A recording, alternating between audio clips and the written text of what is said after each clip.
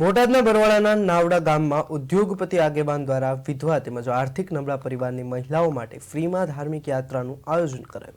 દર 3 વર્ષે અલગ અલગ સ્થળ ધાર્મિક યાત્રાનું આયોજન કરવામાં આવે છે, ત્યારે અત્યાર સુધીમાં 5 વખતની આ યાત્રામાં 600 થી વધુ લોકોએ લાભ લીધો છે। યાત્રા જતા પહેલા પ્રાંત અધિકારી, તાલુકા વિકાસ અધિકારી સહિત ગામના આગેવાનો હાજર રહ્યા હતા।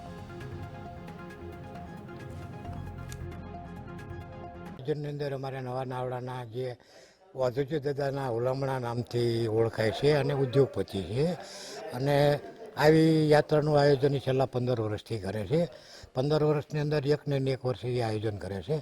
હવે યાત્રાનો હેતુ કે ગામની અંદર નાના જે માણસ હોય એ તમામ માણસોને આમાં લાભ આપે છે। એમાં વિધવા બહેનોને ખાસ કરવામાં આવે છે કે ગામમાં કોઈ જ્ઞાતિવાદ નહીં, ગમે એ જ્ઞાતિને આવી શકે અને જાહેરાત કરી દેવાની, જેને આવવું હોય એને અમારી પાસે નામ લખાવી જાય અને આધાર કાર્ડ આપી જાય।